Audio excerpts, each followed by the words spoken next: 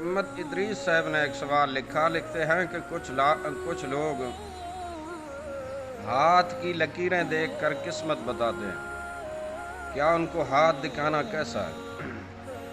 بسم اللہ الرحمن الرحیم۔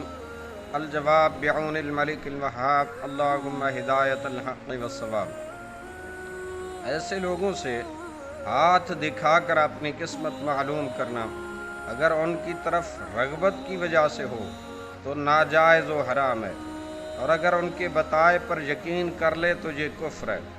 سیدی امام اہل سنت الشاہ امام احمد رضا خان فاضل بریلی رحمۃ اللہ تعالی علیہ فتاوی رضویہ میں فرماتے ہیں، کاہنوں اور جوتشیوں سے ہاتھ دکھا کر تقدیر کا بھلا برا دریافت کرنا اگر بطور اعتقاد ہو، یعنی جو یہ بتائیں حق ہے تو سن لیں، پھر یہ کفر خالص ہے۔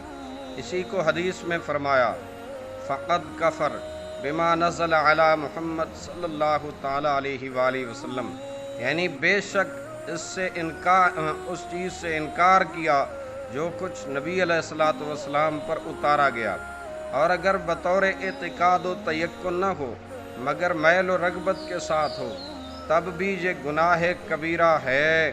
اسی کو حدیث میں فرمایا کہ اللہ تعالیٰ اس بندے کی 40 دن تک نماز قبول نہیں فرمائے گا۔